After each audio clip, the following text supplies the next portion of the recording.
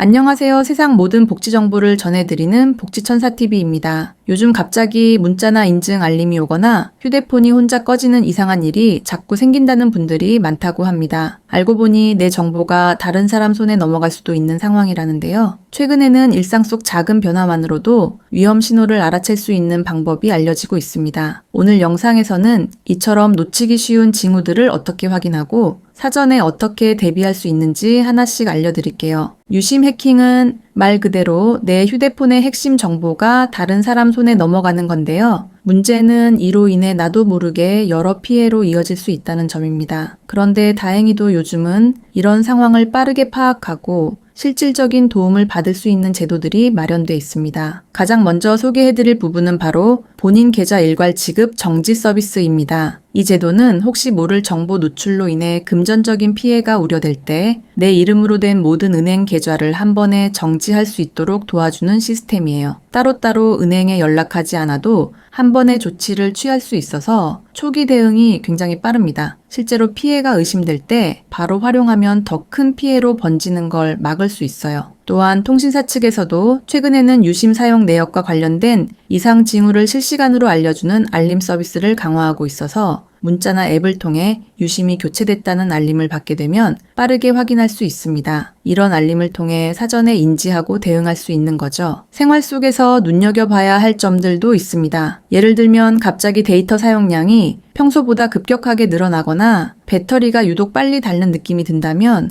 그 자체가 하나의 신호일 수 있습니다. 평소보다 휴대폰이 자주 꺼지거나 잘 쓰던 앱이 로그아웃되는 현상도 의심해 볼 만합니다. 가장 실질적인 혜택은 이런 이상 징후가 나타났을 때 대응할 수 있는 수단이 분명히 있다는 점이에요. 특히 어르신들 같은 경우 익숙하지 않은 메시지나 알림이 오면 당황하기 쉬운데 오늘 알려드리는 방법만 잘 알고 계시면 누구든지 스스로를 지킬 수 있습니다. 이외에도 통신사 고객센터를 통해 유심 재발급 이력이 있는지 확인하거나 금융앱과 주요 계정의 비밀번호를 바꾸는 것도 큰 도움이 됩니다. 물론 처음에는 조금 번거롭게 느껴질 수 있지만 한번 해두면 내 정보를 지킬 수 있는 든든한 보호막이 생기는 셈입니다. 이제 이런 제도와 서비스를 어떻게 신청하고 활용할 수 있는지 신청 조건과 방법을 하나씩 알려드릴게요.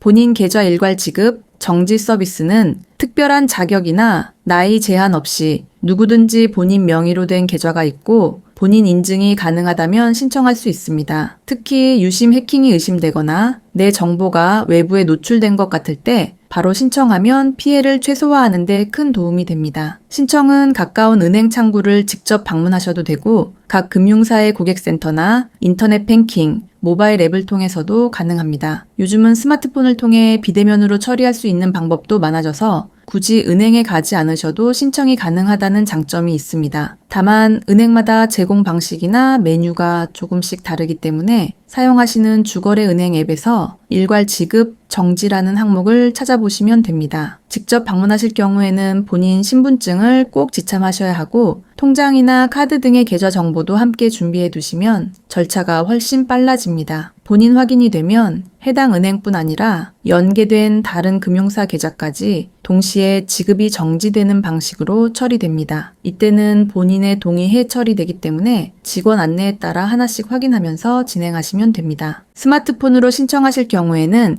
해당 은행 앱에 로그인하신 후 금융사고 예방이나 지급 정지와 관련된 메뉴를 선택하시면 되고요. 일부 앱에서는 챗봇 상담이나 빠른 신청 기능을 통해 보다 간단하게 처리할 수 있습니다. 단 비대면 신청의 경우에도 반드시 본인 인증이 필요하므로 공동인증서나 생체인증 등을 준비해 두시는 게 좋습니다. 특히 유심 해킹이 의심되는 상황에서는 가능한 빠르게 신청하는 게 중요합니다. 예를 들면 휴대폰이 꺼졌다 켜졌는데 메시지나 알림이 갑자기 많이 쌓여 있거나 로그인 기록이 없는데 앱에서 로그아웃이 된 경우 이런 이상 징후가 나타나면 주저하지 마시고 바로 일괄 지급 정지를 신청하시는 게 좋습니다. 이외에도 통신사 고객센터를 통해 유심 상태를 점검하거나 유심 재발급 기록이 있는지도 확인해 보시는 게 좋고요. 금융거래 알림이 설정돼 있다면 최근 기록도 함께 살펴보시는 걸 권장드립니다. 이제 이런 과정에서 자주 실수하시는 부분이나 꼭 알아두셔야 할 주의사항들을 알려드릴게요. 일괄 지급 정지 서비스를 신청하실 때 가장 먼저 조심하셔야 할 부분은 본인 확인이 제대로 되지 않으면 신청이 처리되지 않는다는 점입니다. 특히 비대면으로 신청하시는 경우에는 공동인증서나 얼굴 인식 같은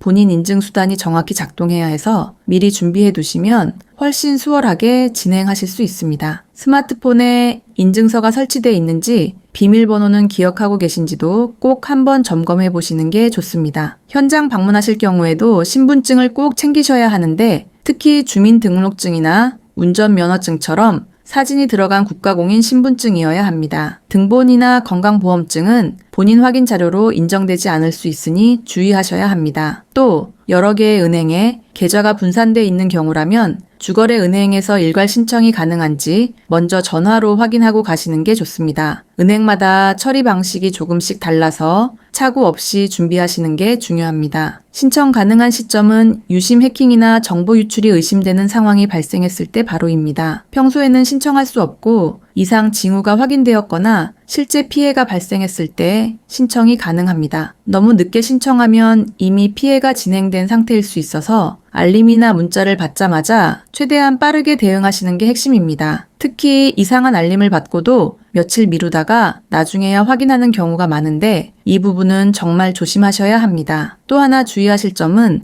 유심 해킹이 의심된다고 해서 무조건 새 유심을 발급받는 것만으로 해결된다고 생각하시면 안 됩니다. 유심만 바꾼 뒤에도 계정 비밀번호나 금융앱 접근 권한이 그대로 유지되는 경우가 많기 때문에 반드시 여러 보안 설정까지 같이 점검해 주셔야 합니다. 실제로는 유심을 바꿨는데도 불안정한 로그인 시도가 계속됐다는 사례도 있었습니다. 일괄 지급 정지 신청 후에도 안심하지 마시고 그 이후에 이메일이나 문자로 오는 알림을 잘 확인해 주셔야 합니다. 신청 이후 바로 모든 계좌가 정지되는 건 아니고 시스템 처리 시간에 따라 약간의 차이가 있을 수 있기 때문입니다. 또 정지 이후에도 일부 거래는 정상 처리되는 경우가 있으니 주요 거래 내역은 반드시 따로 체크하시는 걸 추천드립니다. 신청 중에 자주 실수하시는 부분 중 하나는 통신사에서 온 알림 메시지를 스팸으로 착각하고 그냥 지워버리는 경우입니다. 예를 들어 유심이 교체되었습니다 라는 문구가 떴는데도 광고 메시지겠거니 하고 넘기셨다가 뒤늦게 상황을 알게 되는 경우가 많습니다. 이런 알림은 한 번쯤 자세히 들여다보시고 직접 신청한 적이 없는 내용이라면 바로 통신사에 확인하셔야 합니다. 또 한 가지는 계정 로그아웃이나 인증번호 수신처럼 작은 변화도 그냥 지나치지 마셔야 합니다. 익숙하지 않은 환경에서 로그인 시도가 있었다는 알림이 떴다든지 가족이나 지인에게 내가 보낸 적 없는 메시지가 전송됐다는 얘기를 들은 경우에도 꼭 조치를 취해 주셔야 하고요. 그럴 땐 단순히 앱을 다시 설치하거나 로그인을 다시 하는 게 아니라 보안 점검까지 함께 해주셔야 효과가 있습니다. 이제 마지막으로 이 제도의 배경과 꼭 필요한 이유들을 간단히 정리해 드릴게요. 본인 계좌 일괄 지급 정지 서비스는 2020년부터 금융당국과 각 은행이 함께 마련한 제도입니다. 갑작스럽게 내 개인 정보가 외부로 유출되거나 스마트폰을 통한 이상한 활동이 감지됐을 때 본인 명의의 계좌들을 한 번에 정지시켜 더 이상의 피해를 막기 위해 도입됐습니다. 특히 유심 해킹처럼 최근 들어 점점 정교해지는 수법으로 인해 피해를 입는 분들이 늘어나면서 보다 빠르고 안전하게 대응할 수 있는 수단으로 이 제도의 필요성이 강조되었고요. 실제로 많은 분들이 이 서비스를 통해 피해 확산을 막을 수 있었습니다. 예전에는 은행 하나하나에 일일이 연락을 해야 했지만 지금은 한 번의 신청으로 여러 계좌를 동시에 정지시킬 수 있어서 어르신들이나 모바일 사용이 익숙하지 않은 분들에게도